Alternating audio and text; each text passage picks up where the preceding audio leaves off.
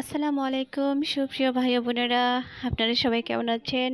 আমি আবারও আপনাদের মাঝে উপস্থিত হয়ে গেলাম একটা সহজভাবে মুগ ডাল দিয়ে মাছের মাথার মুড়িঘণ্ট। আশা রাখি এই রেসিপিটা আপনাদের কাছে ভালো লাগবে। খুব সহজভাবে আপনাদের সামনে এই রেসিপিটা আমি উপস্থাপন করব। তো প্রথমে আমি একটা মাছের মাথার সাথে জাস্ট যুদ্ধ করতেছি। মাছের মাথা, মাই গড, আমার শরীরের অর্ধেক শক্তি ফুরিয়ে গেছে এই মাছের মাথাটা কাটতে।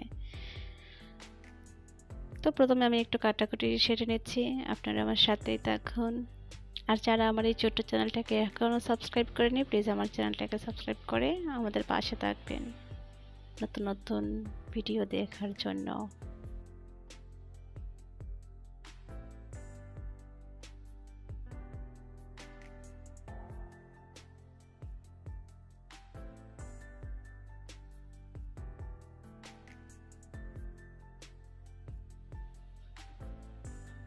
আমি মাছগুলো অফ ক্যামেরাতেই মাছগুলো ভেজে নিয়েছিলাম এবং খেয়ে মুগ ডালটা একটু ভেজে নিয়েছিলাম। তো ভিউয়ার্স, আপনারা মুগ ডালটা সাধারণত 3 থেকে 4 মিনিট একটু ভাজবেন, অল্প আছে।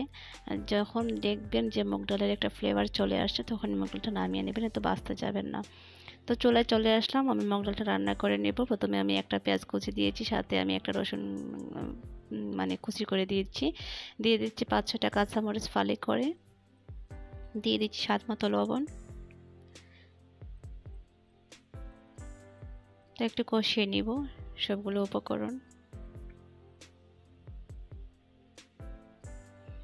এর মধ্যে আমি অ্যাড করলাম হাফ চা চামচ হলুদের গুঁড়ো, সামান্য পরিমাণের ধনিয়া গুঁড়ো, আর হাফ চা চামচ লাল মরিচের গুঁড়ো।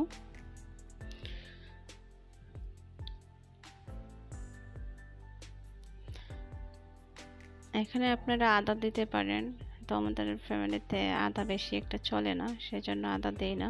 আদা চলে বাট খুব কম চলে, আর আজকে আদা হাতের কাছেও নেই, সেজন্য আদা আর দিলাম না। তো সামান্য পরিমাণ পানি দিয়ে 2 থেকে 3 মিনিটের মতো একটু কষিয়ে নিব।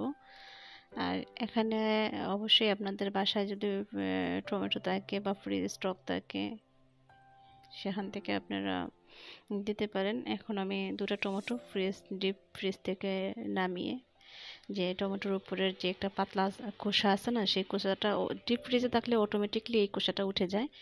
হ্যাঁ, তো যদি ফ্রিজে থাকে কি ঠান্ডা অবস্থায় সাথে সাথে তুলে নেবেন, তাহলে এই পাতলা খোসাটা উঠে যাবে। তা না হলে মানে যখন চুলায় দিবেন রান্নাতে, তো খোসাটা জানি কেমন, এটা তো আর সিদ্ধ হয় না, কেমন হয়ে থাকে আর কি। তো আমি টমেটোটা দিয়ে একসাথে মশলাটা কষিয়ে নিচ্ছি। একটু সময় নিয়ে টমেটোটাকে জাল করবেন। তো আমি টমেটোটাকে কষিয়ে নিলাম।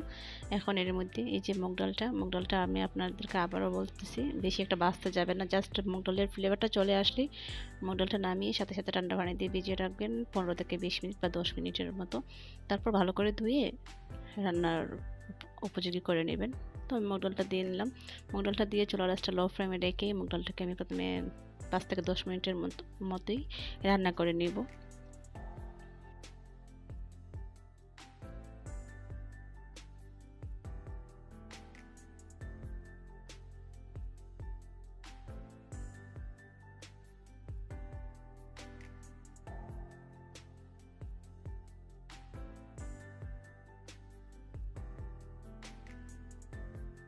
মুগ ডালটা আমি পুরোপুরি পানিটা শুকিয়ে নিয়েছি, জাস্ট মুগ ডালটাকে কষিয়ে নিলাম আর কি। এখন আমি এর মধ্যে পর্যাপ্ত পরিমাণ পানি দিয়ে দিলাম। মুগ ডালটা যেহেতু সিদ্ধ হতে সময় লাগে, মসুর ডাল, খেসারি ডাল বা বুট ডাল এর তুলনায় মুগ ডালটা সিদ্ধ হতে একটু সময় নেই।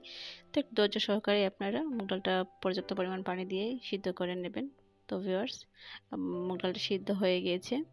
এখন এর মধ্যে ভেজে রাখা মাছ, এখানে আমি মাছের মাথা দেইনি ভিউয়ার্স, এখানে আমি কালীবাউস মাছটা অ্যাড করেছি। মাছের মাথা দিয়ে আমি মাসকলাই ডালটা রান্না করেছি, যেটা আমি রেসিপিটা আপনাদের কাছে শেয়ার করতে পারি নাই, সরি, দুঃখিত। আমি অনেকটা ভেজেছিলাম, একটা ভিডিও করতে গেলে ভাইয়া অনেকটা সময়ের প্রয়োজন হয় আপুরা ভাইয়ারা। তো সেই সময়টা আমার হাতে ছিল না। তো আমি অফ স্ক্রিনে আমি মুগ ডাল এই মাসকলাই ডালটা রান্না করে নিয়েছি। অন্য একদিন আমি আপনাদের সামনে এই মাসকলাই ডালটা রান্নার রেসিপি শেয়ার করব। তো মাছগুলো দিয়ে নিলাম।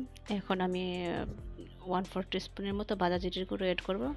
অবশ্যই আপনারা ভাজা জিরে গুঁড়ো অ্যাড করুন। যদি আপনাদের হাতের কাছে ধনিয়া পাতা থাকে তাহলে ধনিয়া পাতা কুচি করে দিয়ে দেবেন। আর আমার কাছে ধনিয়া পাতা ছিল না বিধায় আমি এখানে ভাজা জিরে গুঁড়ো অ্যাড করে নিলাম। তো এই অবস্থায় আরও 4 থেকে 5 মিনিটের মতো রান্না করে আমি নামিয়ে নিব। তো আশা রাখি এই রেসিপিটা আপনাদের কাছে ভালো লেগেছে। আর যারা আমার এই ছোট্ট চ্যানেলটাকে এখনও সাবস্ক্রাইব করেনি, প্লিজ আমার চ্যানেলটাকে সাবস্ক্রাইব করে আমার পাশে থাকবেন নতুন নতুন ভিডিও দেখার জন্য। সেই প্রত্যাশায় আপনারা ভালো থাকবেন, সুস্থ থাকবেন। বিদায় নিচ্ছি। আল্লাহ হাফেজ।